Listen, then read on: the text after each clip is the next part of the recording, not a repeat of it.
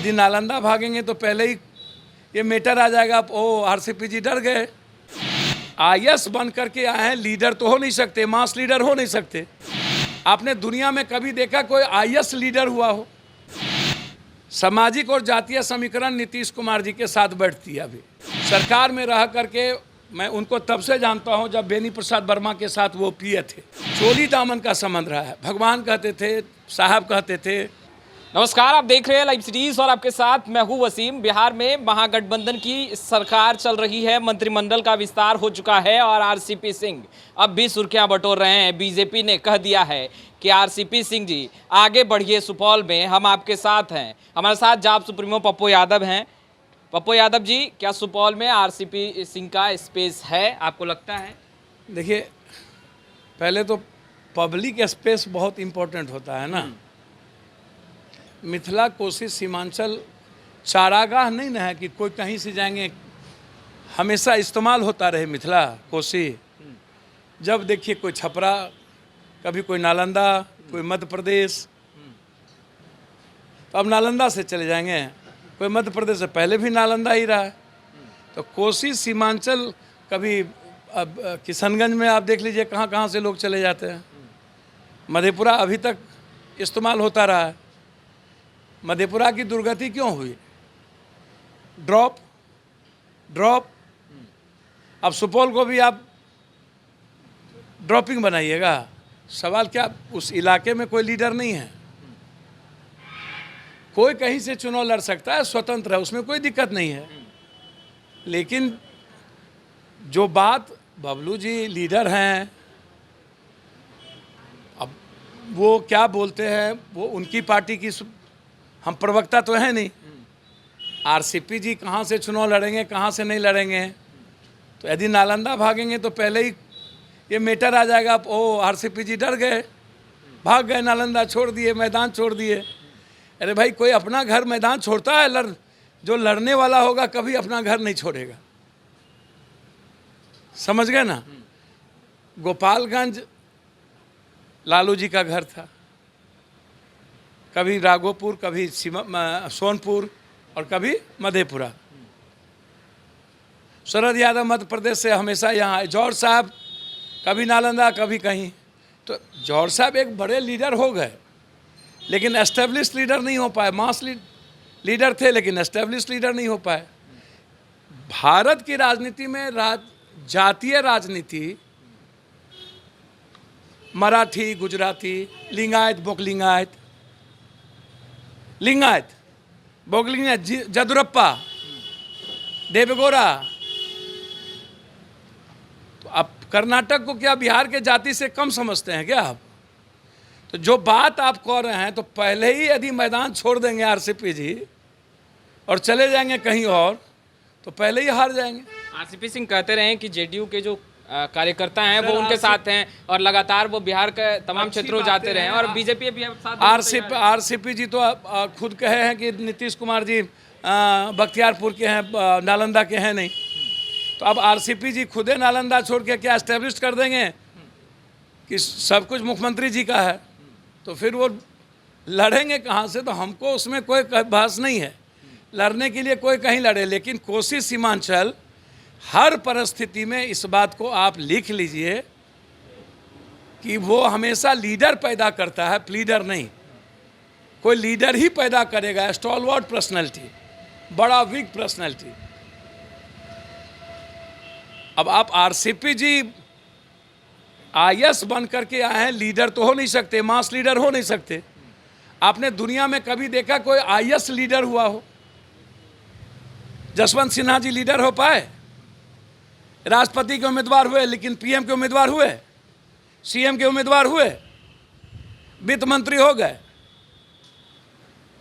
मनमोहन सिंह जी इतने बड़े दुनिया के ईमानदार आदमी मास लीडर बने। कांग्रेस ने पीएम बना दिया, सबसे ईमानदार आदमी थे। इकोनॉमिक्स को फॉर्म किया, जस्ट मास लीडर हुए।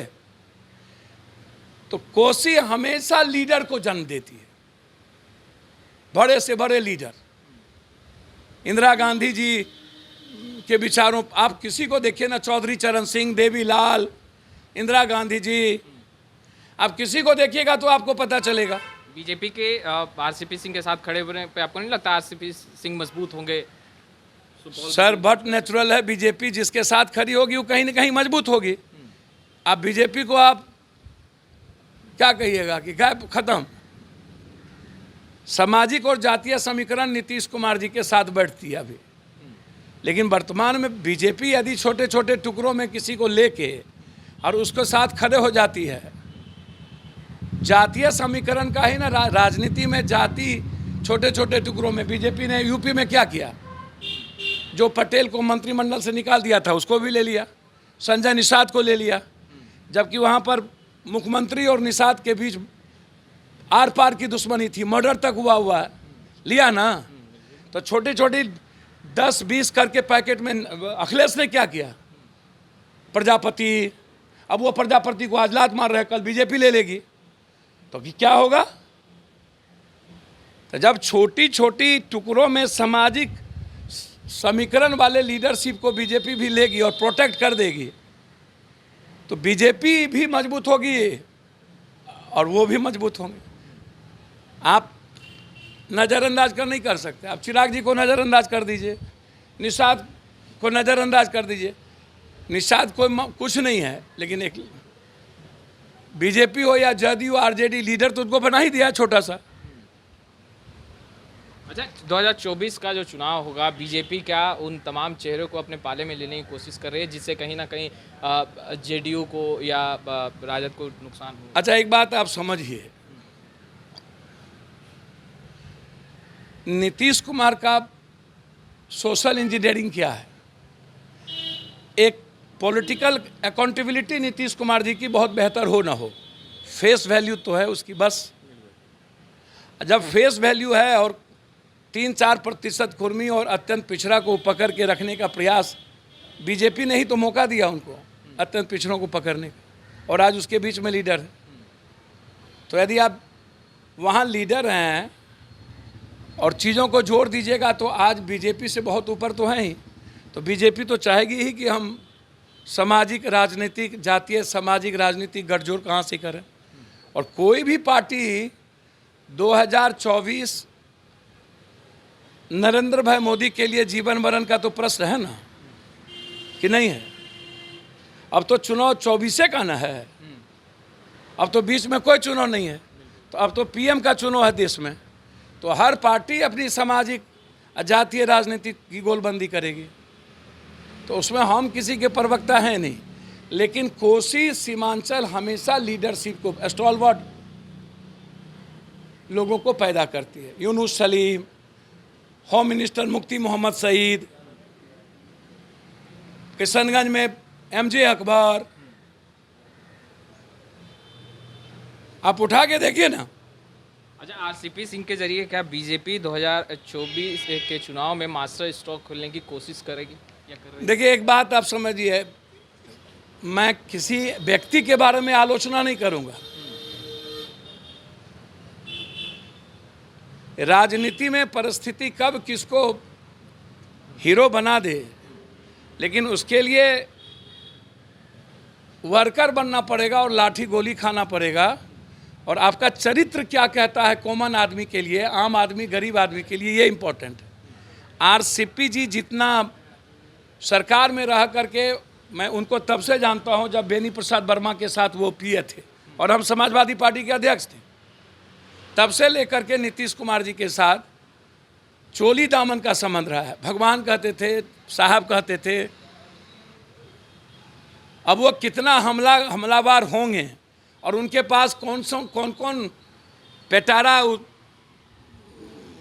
सांप का कौन पेटारा होता है, उसमें क्या क्या है, और कौन कब बीन कौन बजाएंगे। पहले आओ पहले पाओ, नहला पर दहला।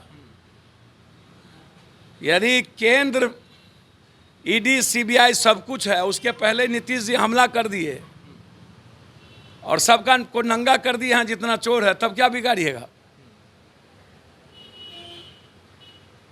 यानी 2024 से पहले कुछ खेल सर तो बहुत कुछ।